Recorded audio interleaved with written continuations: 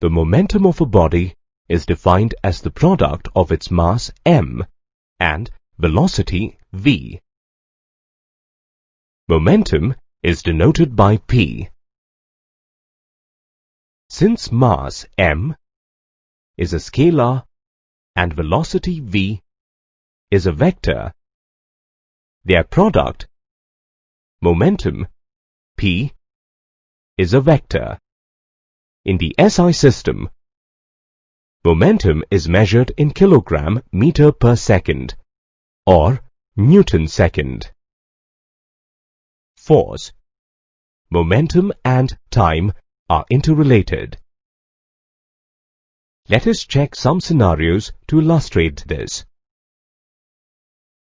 A boy standing in a first-floor balcony drops a ball of mass m from a certain height h. As the ball goes down, it gains some velocity and hence acquires a certain momentum. A boy standing on the ground below catches the ball by using a force F. The momentum of the ball becomes zero during the process of catching it, as it comes to rest. Another ball of mass 2m is dropped from the same height. This time, the force required to catch the ball is 2F. Between these two scenarios, the mass of the ball doubles, but the final velocity remains the same. Therefore, the momentum of the ball also doubles. Consequently, the force applied to catch the ball also doubles. Here, the momentum of the ball increases due to an increase in its mass. In the same scenario, if a ball of mass m is dropped from the second-floor balcony from a height 2h, its velocity increases and therefore its momentum also increases.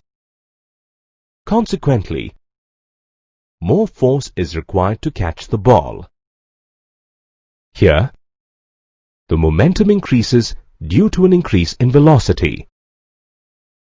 In all these three scenarios, the ball has some momentum when it touches the hands of the boy catching it. However, the momentum becomes zero as the ball comes to rest due to the force applied by the hands for some time. The force required to stop the ball and the length of time the force is applied are related to each other. A wicket keeper, after gathering the ball away from his body, pulls his hands towards himself to avoid injury to his hands. This proves that less force is required when it takes more time for the ball to come to rest. Now, let us look at another example, where the body is at rest initially. That is, it has zero momentum, and by the application of a force for a certain time, it acquires some momentum. A small car is at rest. 4 persons push the car for a certain length of time, at the end of which the car moves with a certain velocity. We say that the car has acquired momentum. A truck is at rest. The same 4 persons push the truck for the same length of time, at the end of which the truck moves with a velocity lesser than that of the car. However, the momentum acquired by the truck is the same as that acquired by the car. In these two activities, the force applied and the length of time for which the force is applied are the same. Therefore, the momentum acquired is also the same even though the mass of the car and the truck is different.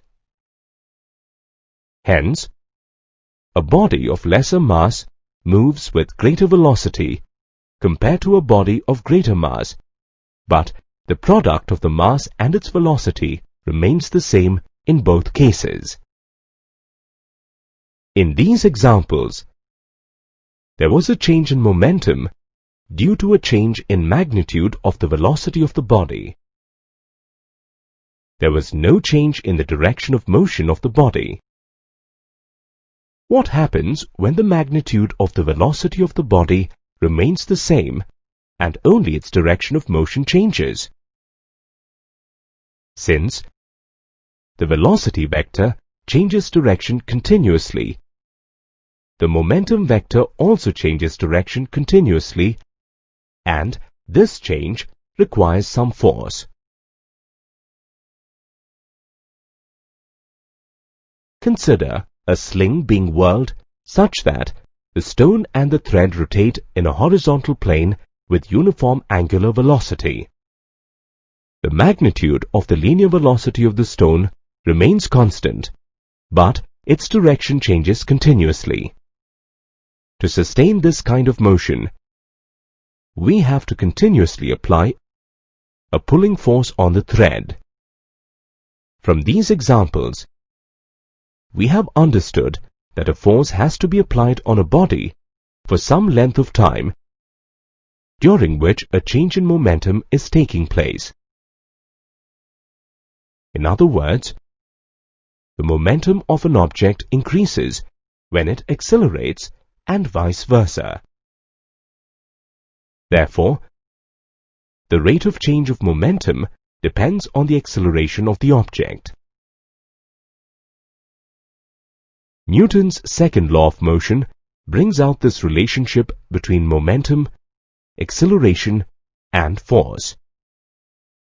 Newton's second law of motion states that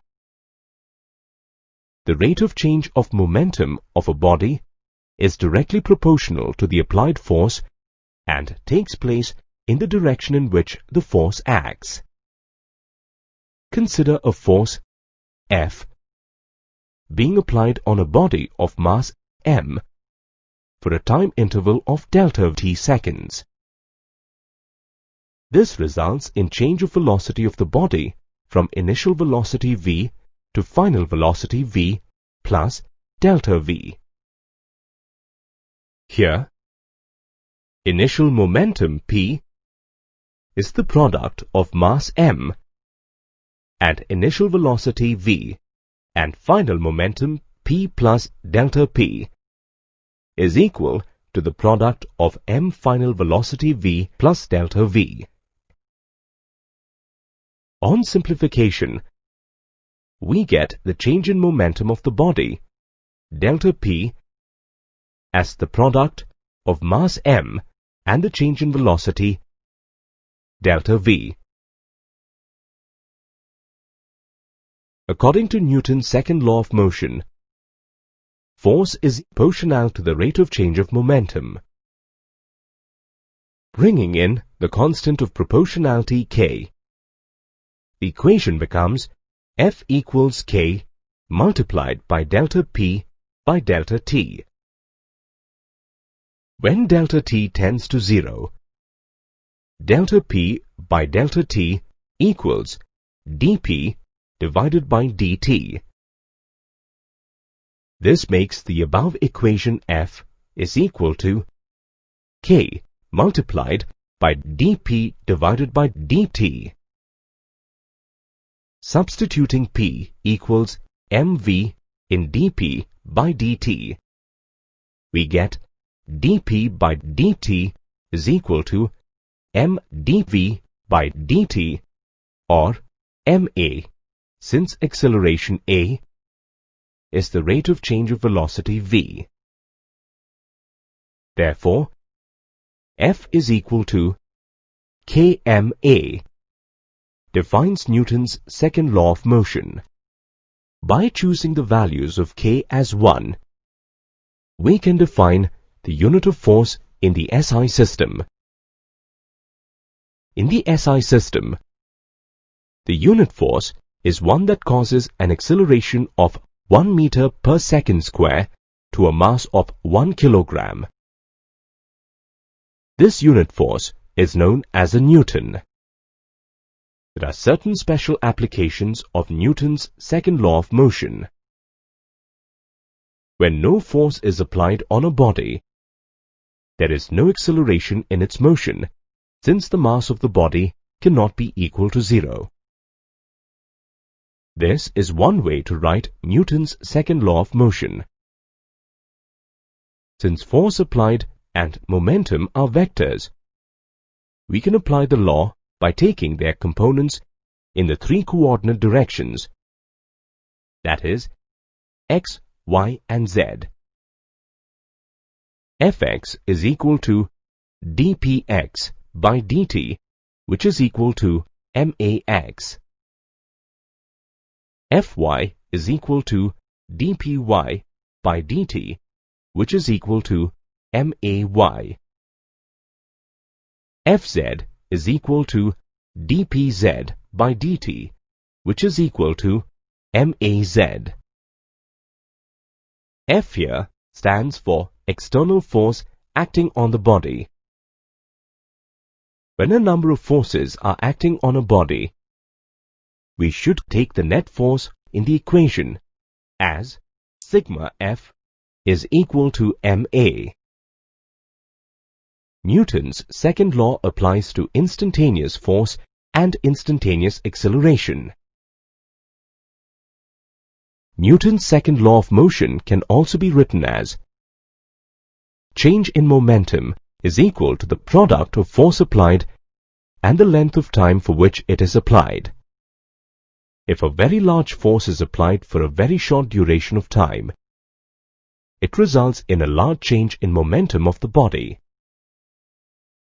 This large amount of force acting on an object for a very short duration of time is called as an impulsive force or impulse. Measuring this force and time is difficult. However, the change in momentum can be measured, which is equal to the product of force and time.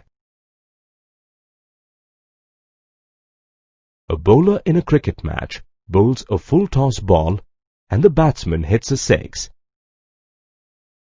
In this example, the batsman has applied an impulsive force on the ball, due to which there is a tremendous change in the momentum of the ball.